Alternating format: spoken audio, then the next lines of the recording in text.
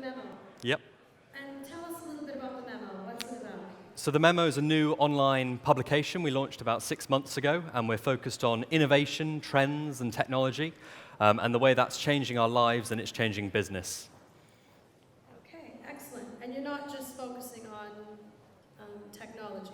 You're focusing on innovation in general. Yeah, we're focusing on the way business and our lives are changing. So that's often through technology, but it's often through cultural shifts, the way our lives are changing, how mobile is changing the way we interact with businesses these days, and hopefully the panel will be able to talk about some of these trends as well. And then prior to this, you were a startups reporter at City AM, is that correct? I was, yes. Okay, great. And you went to school with the now current editor of City AM. I did, Christian May. It's all keeping it in the family.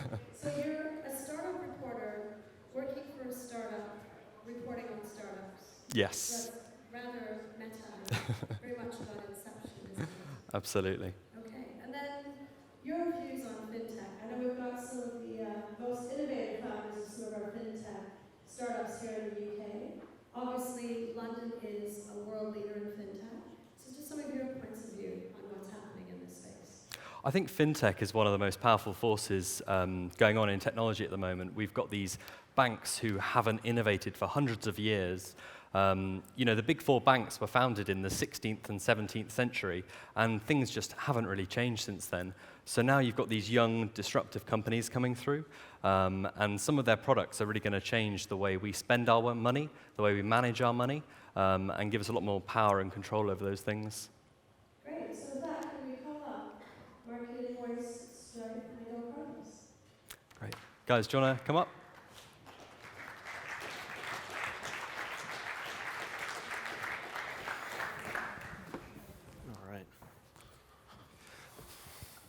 So can I introduce Anil Stocker from Market Invoice, James Allgrove from Stripe, and Hiroki from Go Cardless.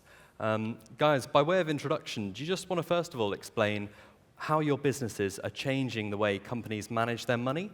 And also, because I know we've got a lot of advertising people in the audience, do you just want to explain what does fintech mean to you? That word, we hear a lot about it. What does fintech mean to you? James, do you want to kick us off? Sure. So I'm from Stripe. Stripe is a full-stack payment solution. So we provide merchants and developers the tools that they need to integrate payments and commerce into whatever they're building, whether that's a mobile app or a website.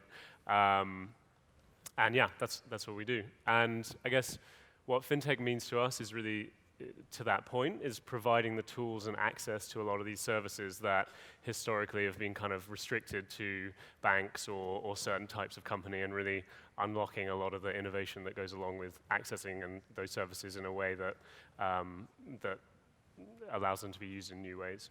And who are the sort of companies that would use Stripe? Do you have any examples of?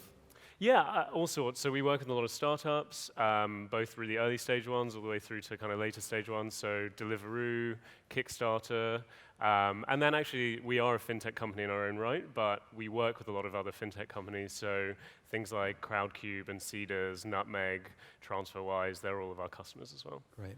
Hiroki, Go Cardless. Yep. So Go Cardless, what we do is we make it really easy for businesses to accept recurring payments.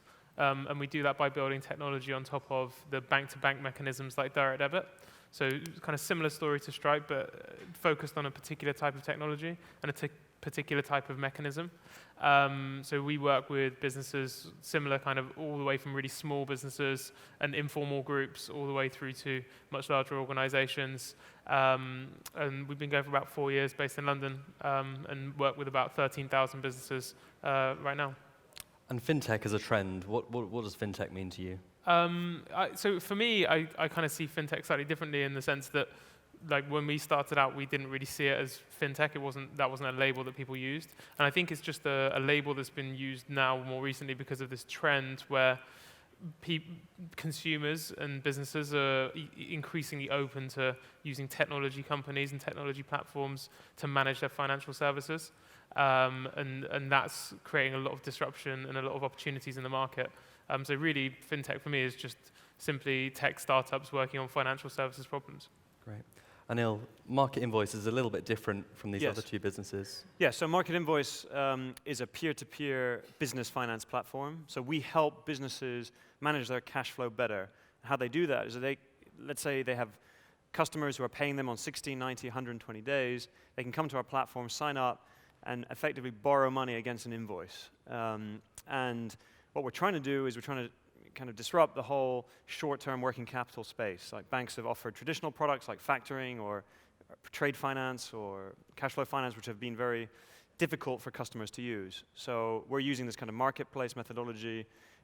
We funded nearly 600 million through the platform, facilitated over 9,000 loans through the platform since we launched. So yeah, and for me, I guess fintech, I agree a little bit with Hiroki. I think when we started our businesses, we basically looked at financial services like any other industry. There's pain points being felt by the customer, and technology can help solve those pain points. And we found that businesses spend too much time worrying about cash flow, worrying about how they're going to get a loan. They spend too long trying to get it with the bank. It's an offline experience. And we thought that we could completely change that. And so I think someone once told me, you just look at the bank website, look at all the products they're doing, and think about how you can improve that, and that's fintech. Great. Now, this panel couldn't really be any more timely. We've just had Black Friday, which saw estimated £1 billion spent by UK consumers on Amazon and online. Probably one of the biggest UK online shopping days ever. But online shopping still only accounts for about 5% of overall consumer spending around the world. And of that, mobile is an even smaller fraction of that 5%.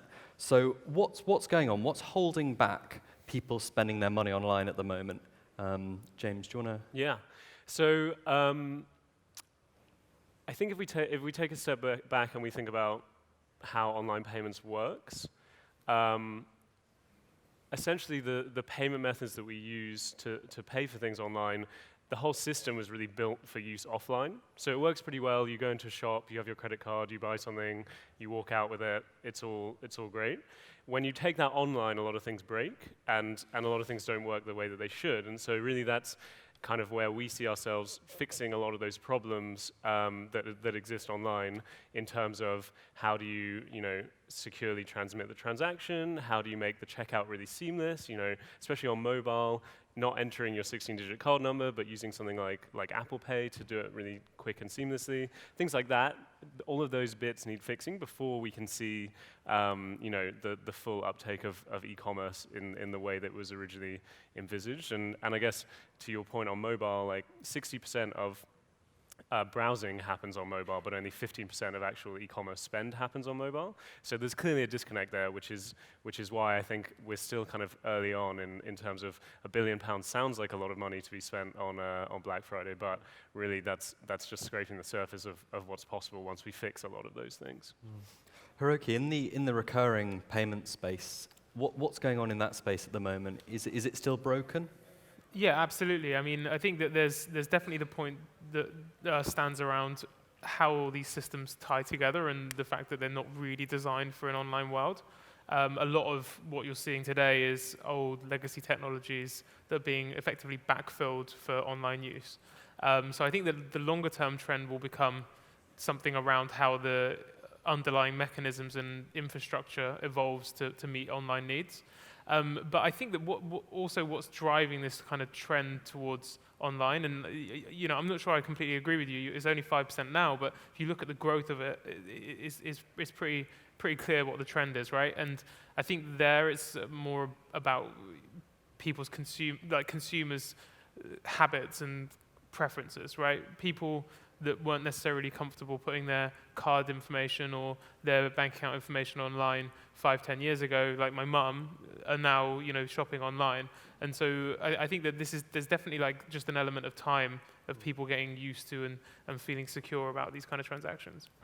Mm-hmm. Anil, in the lending space, what's broken in that space at the moment? Well, I mean, there's a lot of things broken. I guess if you think about payments going online, lending is even at an earlier phase, right? So when we started the company, we were quite concerned that it would only be kind of the very young business owners, the kind of people who'd used eBay, who would go online and think about getting a loan off a platform which didn't have branches, like bank branches. But what has been quite interesting is that a lot of the trust in the banks has fallen after the financial crisis, and we are really surprised at how business people who've been 40 years running their business are now willing to go online, fill in the online application form, and effectively use us every month as if we were their bank, providing them with funding. So I can only agree that we're starting off a very small base, even a smaller base than these guys, but it's growing very, very fast. So I think software is eating at every industry, and more people expect things to be done online and instantaneous. So I think we're in the right trend there as well. One of the things this summer that I've certainly noticed is the cybersecurity question that comes up time and time again. We've had TalkTalk, we've had Carphone Warehouse, we've had a lot of really high-profile online attacks. What do you think this has done for consumer and business confidence in online payments, in holding these details on the internet? And what are you guys doing to try and combat that nervousness? James, do you want to? Yeah, so obviously it's a hot topic at the moment, and I think if you think about a lot of where these breaches have happened, it's actually on the merchant side. So a lot of merchants, when they were first setting up their e-commerce systems, 10 years ago or so, didn't really have any choice other than to try and store all the card details themselves, which they didn't have the tools that they needed to be able to save those securely and transmit them. Now they're kind of left with those systems, and that's the source of most of these breaches that we see. So, but in the meantime, the rest of the industry has evolved, and most people who are building their infrastructure from scratch would use something like Stripe to securely store those card details so that they're never actually on the servers of the merchant themselves, and that makes the whole system a lot more secure. So I think it again goes back to the point of not having the right infrastructure in order to deal with these things securely, and also retailers trying to take on too much, right? Retailers should focus on what they're best at, which is selling to their customers and marketing to them and making sure that they have a great experience. They shouldn't really be expected to kind of build a whole secure card vault system by themselves, because that's not in their core competencies. And so, I mean, we did a strategic partnership with Visa earlier this year, and one of the things we're really excited about as part of that is fixing some of those problems and allowing that security to be kind of evolved into what the needs of merchants are now, rather than kind of where they were 10 years ago. Hiroki, do you agree with that merchants should offload, dealing with all that sort of stuff? Yeah, I mean, I think that, obviously we'd say this because it's a benefit for us, but I think that definitely like centralizing the expertise that you need to process these transactions in a secure way is a really important trend, and something that I think that platforms like Stripe, like GoCardless, are setting up to do. I think actually, in a way, like some of the kind of hacks that we've had over the last couple of years are kind of a needed thing. Like consumers also need to drive this change and really be more discerning about, okay, how is my merchant using my data? How are they storing it? Is this done in a secure way? Because like James said, a lot of these retailers and merchants have set their systems up years ago, before all of this kind of these kind of issues existed, and I think they need to take a cold hard look at themselves and say, okay, just how secure is the way that I'm doing business? Should I be revisiting this? Yeah. And how do you, in your business, encourage customers to be confident in your, as a startup, confident that you guys have the credentials to manage finances? Yeah, well, I mean, that's a broader point, right? Not just about security, it's about trust. And like Anil said, I think there's a big shift in people's trust between the banks and new entrants. So 5 years ago, everyone did all of their financial services through their banks, and now that's changing. So I think that there's a willingness and almost a drive to try and find an alternative to the old providers. For us, it's what that means is it's really important that we're investing in how you store these details, how you actually operate as a business to make sure you're doing things securely. But one of the nice things is that there's a lot of developments that we can really lean on and build on top of that have happened in the last 5-10 years, right? So you look at like the open source world, you can use a lot of that software as the basic building blocks of a secure platform, which just didn't exist 10-15 years ago. So none of those old systems gets to take advantage of. Anil, cybersecurity. I mean, as we've heard, I think one of the key advantages we have is we're building like a brand new platform, a brand new stack. We don't have these like legacy systems. So like some of the systems that the banks are using date from like the 80s. Yeah. So if they're going to be like loopholes or ways to get in, I'd say that it's more likely that it's going to come there than with a company that has the chance to build using the latest technology.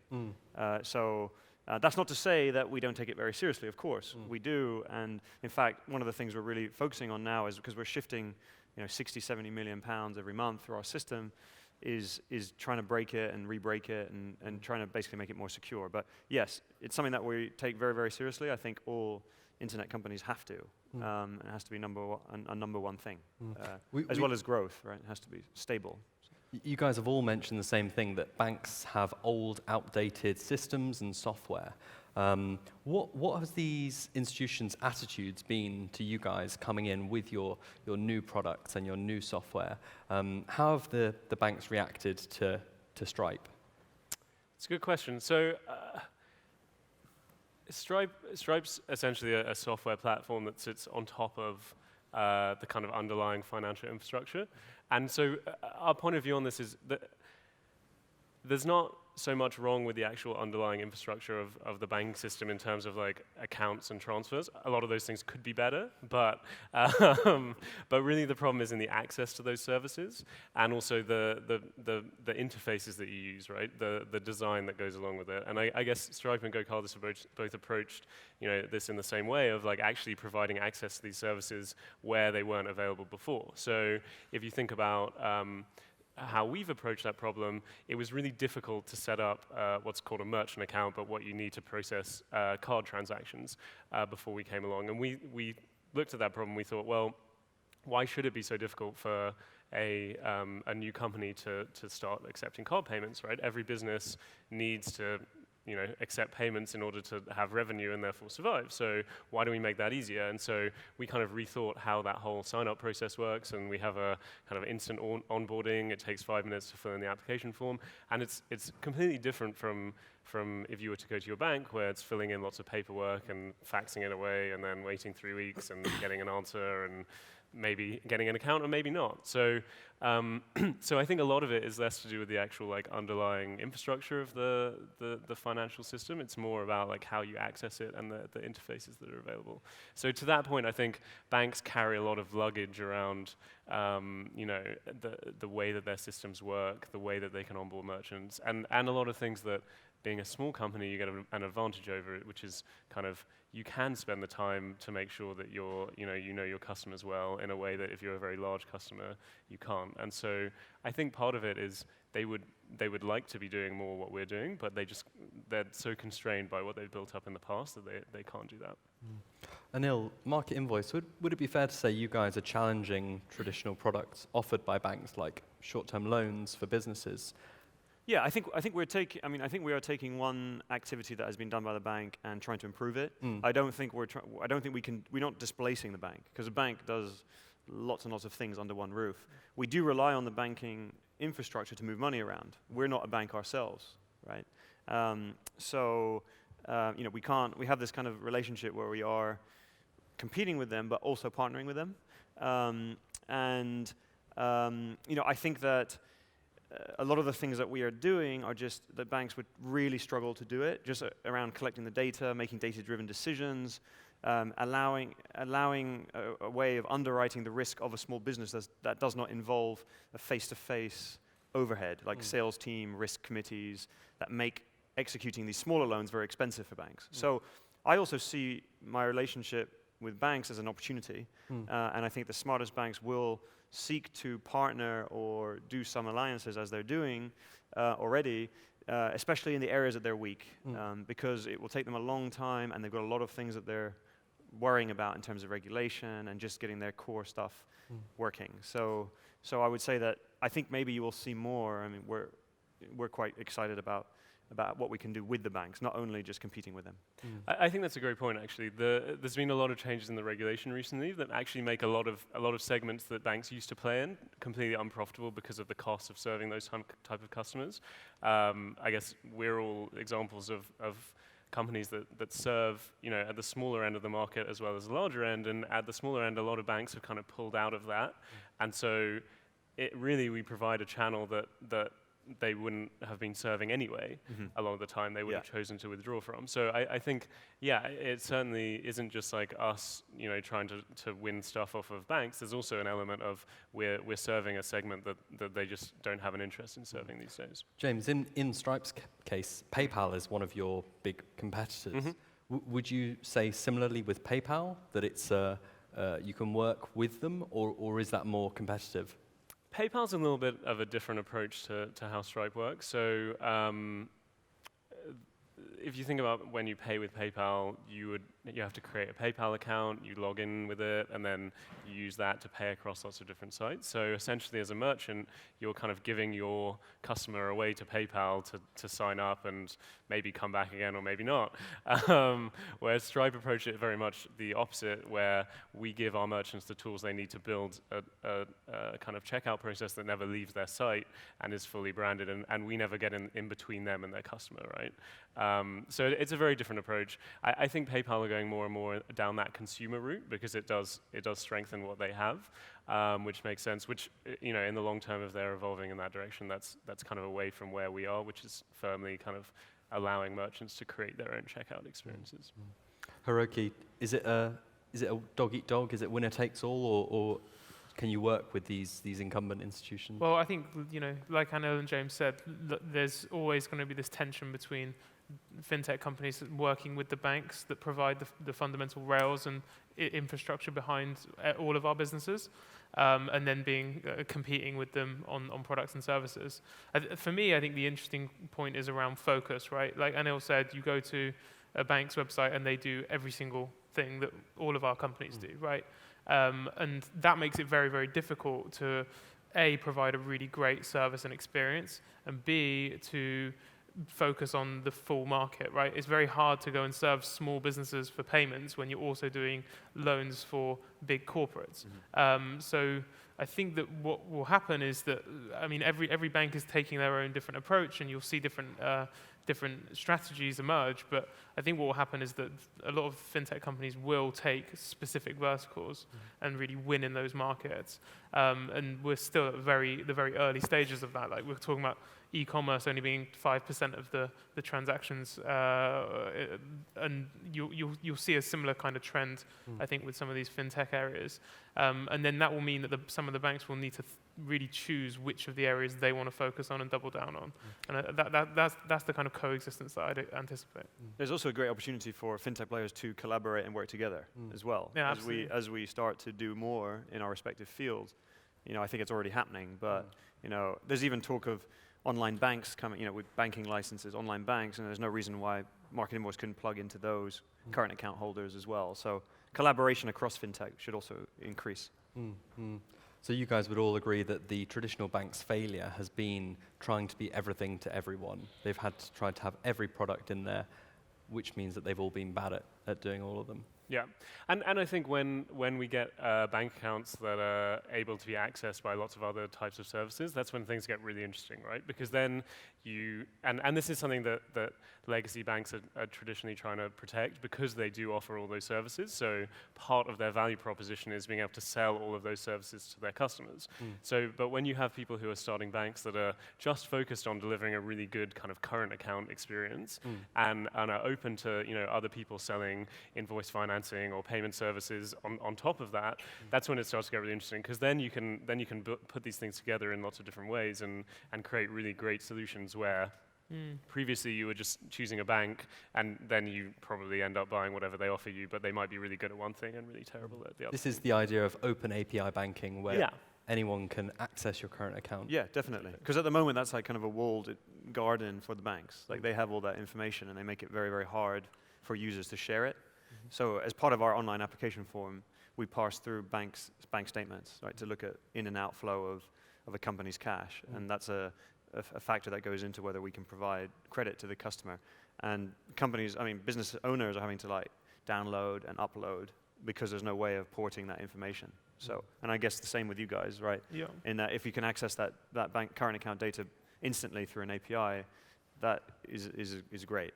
But Really. that's an area where regulation's really helping, right? Because you look at a lot of the regulatory pushes that are going on in Europe right now, and actually around the world, and there is this push towards opening up that banking infrastructure. So you have things like PSD2 that's just being discussed and coming out now. That's pretty much one of the central tenets of that regulation. So I think that you'll see this kind of shift accelerate. For those of you who don't know, that's, I believe, the regulation that says that all the existing banks will have to have an open API. Yeah, sorry, I should have been clearer. Yeah, that's really important. I mean, I sometimes liken it to, it's a bit trivial, but in the old days when you used to go to a travel agent, imagine if like one travel agent had your passport and you couldn't buy any other ticket. You only had to go to that same travel agent. Like, that's terrible, right? And that's kind of how it works in banking. One bank has your current account information. Sometimes even like prevents you going from other lenders. Guys, I want to shift gears slightly and talk about London, because we're reading in the papers all the time now that London is this fintech capital of Europe, if not the world. What do you guys, first of all, think about the hype that surrounds London? And also, what do you think the challenges are going to be for London over the next few years? We've got New York, who's desperate to retake this title. What do we need to do to stay ahead? Yeah. So for me, I think the reason why London's in this position is the sort of confluence of two factors, right? Like, one is that you have a lot of people that were working in financial services or close to financial services in the city, in Canary Wharf, that were also exposed to technology and the sort of tech startup ethos, which is quite unique to London compared to any other city in the world. And like I was saying before, when we started our companies, we didn't see it as fintech. It wasn't like that wasn't a thing we were doing. It was just that we were exposed to problems in financial services, and we were also exposed to this tech startup world, and it's the marriage of those two things. So I think you had a lot of people with a similar kind of mentality starting things at a similar time, and then that has combined with this increasing awareness and adoption amongst consumers for financial services outside of their banks, which has enabled this kind of change to occur now. So I think that's why we're in the position we're in at the moment, and I think the risk is, I'd kind of answer that question in a slightly different way, which is like what we have an opportunity to build on is similar to the way that Silicon Valley came up, in the 70s around defense contracting and created this virtuous cycle and around technology. You have the same kind of opportunity here in London, where a lot of the people that work in our companies or other fintech companies in London are gaining this really invaluable experience that they can take with them to start the next fintech companies and really create an ecosystem that's stronger and stronger. Are there any challenges that jump out to you, or do you think it's just a case of continuing the momentum at the moment? I mean, there's lots of challenges, right? Yeah. But it's kind of like, what's the challenge of starting a business? It's not one thing. Yeah. It's thousands of things. Sure. So, I mean, I'm not saying it's a done deal, but I wouldn't say that there's one particular challenge that I'd point to. I would say that regulation does have some part to play. I think when I look back on starting Market Invoice, had I needed £10 million to go and get a license, I might not have started the company. So I think that the UK has benefited. London has benefited from having a very kind of forward-looking regulatory environment. Like the government has been quite keen to promote through different schemes, fintech innovation, bypassing the banks or an alternative to banks. We benefit from having money from the British Business Bank on the platform being deployed. So I think that will help build trust and help us get the companies off the ground. I mean, I sometimes worry that if something happens and the regulation becomes very heavy, that could stifle fintech innovation. That's something that I worry about a little bit. But of course, you've got to balance that with a need to prevent people doing not legitimate things and keep bad practice out of the market. James, would you agree with that? Yeah, no, I definitely agree. I think as much as it's easy to like bash the regulation and say that that's hindering business, I do actually think that in terms of the UK, we've got relatively progressive regulators, and we also things like the open API for banks are pretty revolutionary in terms of the potential that they unlocked, and that's something that is being driven out of the UK. So I definitely think that regulation is quite an important one. I think we're certainly, I would say, you mentioned like moving beyond the hype. I think we have moved beyond the hype already in terms of we now have a number of very large UK fintech companies that have emerged that are kind of getting out of that startup stage into like a very strong growth trajectory. And so I think it's really exciting when some of those companies mature, to Hiroki's point of some of the people that will come out of them and what they can start. That's really what you need to create this virtuous cycle of kind of innovation and people starting companies and fundraising and all the kind of parts of that recipe of having a successful sector. So I definitely think that we're moving along, and it's just a matter of time until that's fully developed. It feels like the reality got a bit ahead of expectation, and now expectations are catching up.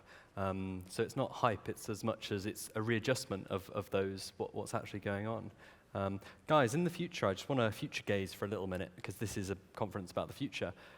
What do you think the consumer and the business of the future in 10 years' time is using your services? What is that going to allow people to do? That 5% of consumer spending, is that going to explode? Is that going to grow?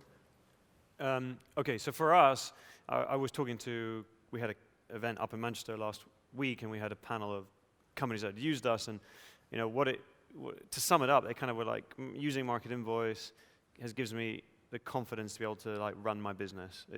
If we can solve that problem of having to worry about cash or deferring growth plans or not focusing on the most important things, or having to do 90-day application process and then get rejected.